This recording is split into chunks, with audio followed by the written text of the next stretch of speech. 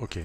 Pour rappel, dans YouTube, vous pouvez accéder à différentes parties d'une vidéo si le sommaire a été créé correctement. Par exemple, je peux atteindre la partie explication de construction en cliquant sur ce lien. Et je peux passer à la suite en cliquant sur un autre lien. Pour créer un sous-produit, il faut faire une duplication du standard produit IUT, le renommer SP, le nom de ce que vous êtes en train de faire comme sous-produit, renommer la forme 3D AVP SP du nom que vous êtes en train de travailler. Dans la forme géométrique ordonnée, il faut créer le 2D ou le 3D suivant les produits de l'avant-projet que vous voulez faire. Pour mettre votre forme géométrique en 3D, la solution c'est de faire une première esquisse, de mettre un plan qui est dans l'orientation que vous voulez utiliser pour faire la deuxième esquisse, et puis créer une deuxième esquisse qui s'appuie sur ce plan, et ainsi de suite. On peut faire un avant-projet global de l'ensemble du robot si on veut. Une fois cette première étape terminée, on va mettre en place les différents repères sur les liaisons extérieures, voilà, et intérieures si besoin de l'avant-projet que l'on a fait. En remarque, dans le cas général, l'ensemble de la géométrie est créé avant les repères. Si vous avez besoin de rajouter de la géométrie, n'oubliez pas de rendre la dernière opération comme objet de travail pour pouvoir rajouter de la géométrie à cet endroit. La géométrie étant créée, les repères étant mis en place, renommés correctement, il vous reste à mettre pour chaque liaison les paramètres correspondant à la liaison. Votre avant-projet est terminé. Il va pouvoir être utilisé par d'autres personnes à la condition que vous ayez publié correctement les éléments nécessaires, c'est-à-dire les repères et les paramètres, et que vous ayez partagé la forme 3D. Voilà la conception d'un avant-projet. Pour le cas particulier d'une représentation plane, par exemple la représentation de la mobilité d'une patte. Par exemple, je veux faire l'avant-projet d'une patte. C'est une représentation plane pour laquelle, sur chaque repère que l'on aura disposé sur les différentes liaisons, nous devrions avoir plusieurs liaisons qui sont décalées par rapport au plan de représentation de la patte. Une solution, c'est de chercher à déterminer quelles sont les différentes origines que nous aurons par rapport à ces différents décalages. On va donc créer les différents plans de décalage, projeter la pâte ou la bielle sur ces différents plans de décalage et créer les points aux intersections qui seront les points origines de chaque liaison.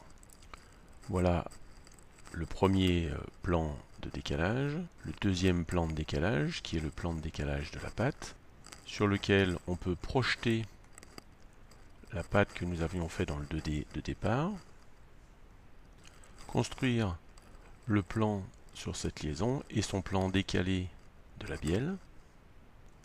Sur ce plan décalé, on peut projeter la bielle. En haut de cette bielle, créer le plan dans lequel on aura la liaison. Et en construction d'un plan décalé, le plan dans lequel on aura l'axe, qui c'est la liaison axe de la bielle. Il est possible de créer des droites qui permettront de positionner les points origines. Il ne reste plus qu'à créer les différents points origines de chaque liaison. Ici, l'origine du maneton, ici l'origine de la pâte, ici l'origine 2 de la pâte, ici l'origine 2 de la bielle, ici l'origine de la bielle, ici l'origine de l'axe qui tiendra la bielle, et ainsi de suite. Ici l'origine du pivot de cette liaison. Cette méthode où l'on crée les différentes origines permet d'éviter de recréer tous les repères à chaque endroit. Pour la suite, même chose, création des différents paramètres et publication des éléments. La projection d'une partie de l'esquisse dans une deuxième esquisse que nous avons créée sur ce plan-là se fait de la façon suivante. Création d'une esquisse dans le plan que nous venons de créer. Une fois dans l'esquisse, pour projeter cette partie de l'esquisse patte dans la nouvelle esquisse que nous avons fait sur le plan décalé, il faut utiliser la fonction projection d'éléments 3D. Voilà. On obtient bien la projection de cet élément dans la nouvelle esquisse. Il est possible de rajouter des points sur cette esquisse qui permettent de savoir où est l'origine ici entre la patte et la bielle dans cette projection. Pour cela, on crée un point qu'on pose sur la projection et on rajoute une liaison entre ce point et l'axe sur lequel on veut se bloquer. Voilà pour la création de projection. La création des différents plans dont vous aurez besoin s'effectue avec la fonction création de plan. Donc souvent c'est des plans décalés. Par exemple, ce plan est un plan décalé du plan du repère que nous avons mis ici. Ce plan-là est un plan décalé par rapport à ce plan-là d'une certaine valeur.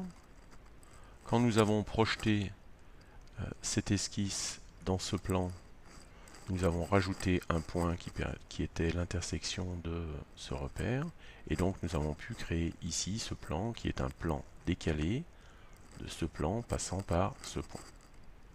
Le plan suivant est un plan décalé d'une valeur de 2 épaisseurs de patte. Dans ce plan, nous avons pu mettre en place la projection de l'esquisse de base dans le plan. Par la suite, créer un plan décalé passant par ce point. Puis, faire un plan décalé de celui-ci d'une valeur connue. Voilà pour la création des plans. Pour créer les différents points sur la géométrie décalée que nous venons de créer, donc on a des esquisses qui sont décalées, des droites qui sont décalées. On a un certain nombre de points origines qui existent. Pour créer ces différents points origines, il y a plusieurs solutions. Ces solutions sont un petit peu plus complexes que dans l'atelier dans l'atelier volume, pardon. Il faut se mettre dans l'atelier surfacique. Cet atelier surfacique a un petit peu plus de solutions pour pouvoir créer des points. Première solution, j'ai besoin de créer un point qui sera l'intersection de l'axe et d'un plan que j'ai créé. L'outil intersection est cette icône, et si je veux créer une intersection entre ce plan et cet axe, il me suffit de les sélectionner et de valider.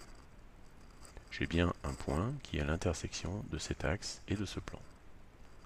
Il me reste à le renommer. Je vais aussi avoir besoin de récupérer les points qui sont des points qui appartiennent aux esquisses que j'ai projetées.